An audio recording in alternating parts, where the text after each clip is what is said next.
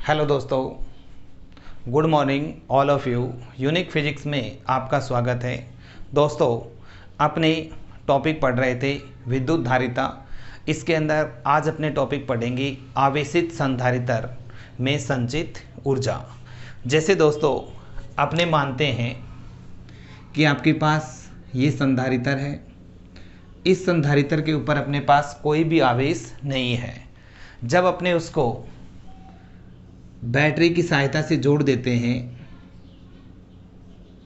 Battery की सहायता से जोड़ने पर अपने पास ये प्लेट प्लस से जुड़ी हुई है, इसलिए इस पर चार्ज कौन सा आ जाएगा आपके पास प्लस, और इस पर चार्ज अपने पास कौन सा आ जाएगा माइनस। यानी संधारित्र है अपने पास क्या हो जाता है, आवेशित हो जाता है, जिसकी एक प्लेट पे आपके पास प्लस क्यू चार्ज और दूसरी प्लेट पे उतना ही अपने पास क्या हो जाता है, माइनस क्यू चार्ज आ जाता है।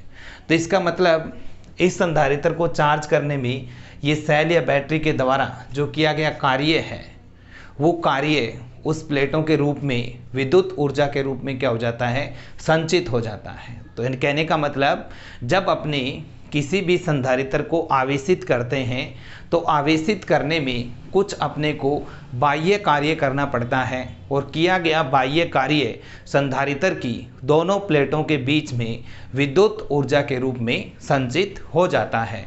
तो दोस्तों यहाँ से अपने डेफिनेशन देखिए कि जब किसी संधारित्र को आवेशित किया जाता है, यानी जब अपने इसको आवेश देंगे तो आवेश देने में अपने को कुछ क्या करना पड़ेगा, बाह्य कार्य जो संधारित्र की विद्युत स्थितिज ऊर्जा के रूप में संचित हो जाता है। आवेशित संधारित्र की यह ऊर्जा उसकी प्लेटों के बीच विद्युत ऊर्जा के या विद्युत क्षेत्र के रूप में क्या रहती है, संचित रहती है। अब अपने मान लेते हैं, माना जैसे मान लो आपके पास इस संधारित्र की धारिता कितनी है, C है। तो अपने मान लेते हैं, माना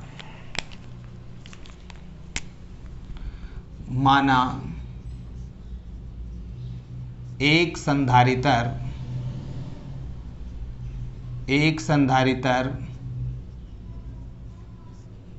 जिसकी धारिता C है, इसे Q आवेश देने पर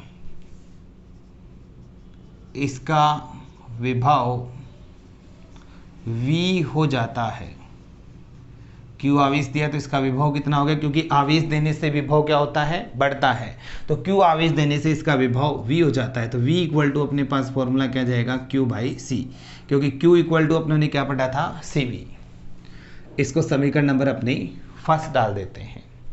अब दोस्तों अपने मान लेते हैं इसको dq आवेश देने में अपने, यानी स्मॉल पार्ट के लिए करते हैं कि dq आवेश देने में अपने कितना कार्य करते हैं, और जो किया गया कार्य विद्युत स्थितिज ऊर्जा के रूप में क्या हो जाता है, संचित हो जाता है। तो अपने यहाँ से निकालते हैं dq आवेश देने में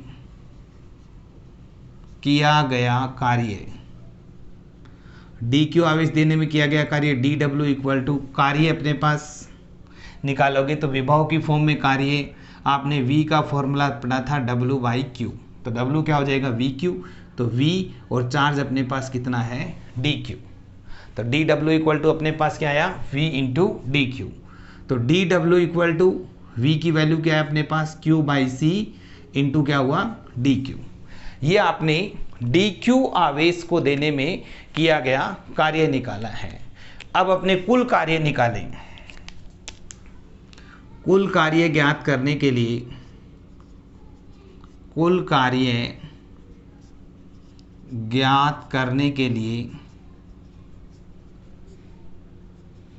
dw से w बनाएंगे तो क्या करना पड़ेगा, समाकलन करने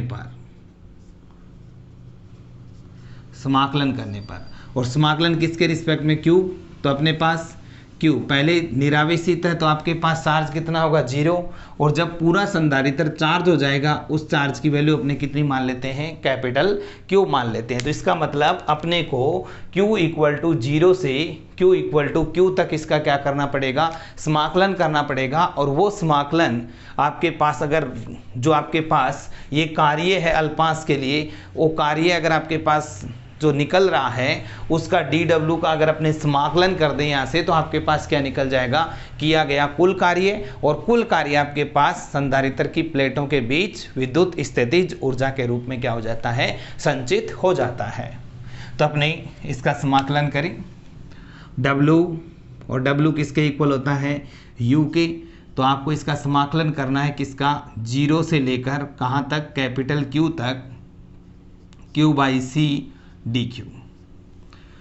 अब dq के रिस्पेक्ट में हो रहा है तो अपने पास 1/c को बाहर ले लें समाकलन से, 0 से q और q dq। अब दोस्तों अपनों ने एक फॉर्मूला पढ़ा था समाकलन का, x की पावर n dx। इसको लिखते हैं अपने x की पावर n+1 अपॉन n+1, यानी पावर जुड़ जाएगी आपके पास। तो इसकी पावर कितनी है, 1 है, तो आप इसको लिख सकते हैं 1/c, और जब आप इसका समाकलन कर दोगे तो q की पावर 1+1 2/2, और समाकलन होने के बाद लिमिट इस साइड में चली जाती है अपने पास। अब यहाँ से u equal to 1/c, limit हटाओगे, 2 को बाहर ले लेते हैं, लिमिट हटाओगे तो upper limit minus lower limit, upper minus lower, ये अपनों ने लिमिट हटा दी। तो u इक्वल टू आपके पास क्या बना, Q² अपॉन 2c। ये आपके पास समीकरण नंबर 2 आ जाती है। तो अपने पास ये जो ऊर्जा निकली है Q²/2c, ये संधारित्र की प्लेटों के बीच में विद्युत ऊर्जा के रूप में क्या होती है, यानी विद्युत स्थितिज ऊर्जा के रूप में क्या होती है, संचित होती है। अब अपने इसका एक अदर फॉर्मूला और बनाते हैं। अदर फॉर्मूला बनाओगे तो Q की जगह आप रख दो CV। Q इक्वल टू अपने क्या जानते हैं, यहाँ पे कैपिटल Q लिया है अपनों ने, कैपिटल Q इक्वल टू क्या होता है, CV। तो U इक्वल टू तो क्या हो जाएगा, C² V² अपॉन 2c। एक C से एक C कैंसिल आउट होगा, तो U इक्वल टू अपने को कितना मिलेगा, हाफ CV²। एक सेकंड फॉर्मूला अपने पास और निकाल दिया, u equal to half CV²। ये अदर फॉर्म में फॉर्मूला आ चुका है, इसको थर्ड नंबर इक्वेशन डाल दें, या अपने निकाल सकते हैं, देखिए half u equal to half CV²। तो यहाँ से अगर आप c की वैल्यू निकालो तो अपने पास कितनी बनेगी, Q/V। तो हाफ c की जगह आप लिख सकते हैं Q/V, और इनटू क्या है, V²। एक V² से एक इस V से V कैंसिल आउट होगा, तो U इक्वल टू क्या आ जाएगा, हाफ Q इंटू V। ये इक्वेशन नंबर अपने पास कौन सी आ जाएगी, 4 आ जाएगी। तो इसका मतलब अपने जो फॉर्मूले निकाले हैं, फर्स्ट फॉर्मूला आपके पास Q²/2c जो स्टैंडर्ड निकला है, इसके बाद हाफ CV², और थर्ड आपके पास हाफ Q इंटू V। इसका मतलब 3 फॉर्मूले आए अपने पास। तीनों फॉर्मूलों को अगर अपने एक साथ लिखना चाहें तो U इक्वल टू आपने फर्स्ट फॉर्मूला निकाला Q²/2c, सेकेंड फॉर्मूला निकाला आपने हाफ CV², और थर्ड फॉर्मूला निकाला हाफ Q इंटू V। तो इस तरह से दोस्तों अपने निकाल सकते हैं संधारित्र के अंदर जो आप प्लेटों के बीच कितनी ऊर्जा आपके पास क्या होती है, संचित होती है। अब अपने एक छोटी सी डेफिनेशन देखेंगे यहाँ से ऊर्जा घनत्व की। हल्की सी बात करते हैं ऊर्जा घनत्व। इसकी डेफिनेशन होती है अपने पास एकांक आयतन में संचित ऊर्जा को ऊर्जा घनत्व कहते हैं। एकांक आयतन में संचित ऊर्जा को क्या कहते हैं, ऊर्जा घनत्व कहते हैं। तो आपने संचित ऊर्जा कितनी निकाली है, U इक्वल टू आपने निकाला है Q² अपॉन 2c। अब अपने एक फॉर्मूला था, जैसे अगर अपने बात करें सिग्मा की, सिग्मा इक्वल टू अपने क्या लिख सकते हैं, Q बाई ए। तो Q की जगह आप क्या लिख सकते हैं, सिग्मा ए।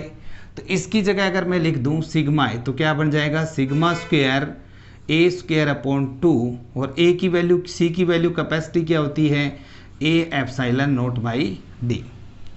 अब अपने पास अगर यहाँ से U की बात करें तो आपके पास क्या फॉर्मूला बना, सिग्मा स्क्वायर ए से कैंसिल आउट हो जाएगा तो ए, और ये अपॉन वाला डी ऊपर चला जाएगा, ए डी अपॉन, और अपने पास बचेगा यहाँ से 2 एप्सिलॉन नॉट।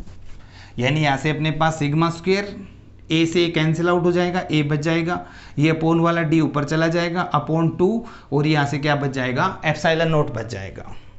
तो अपने पास U इक्वल टू क्या फॉर्मूला निकल गया, sigma square A D upon 2 epsilon not.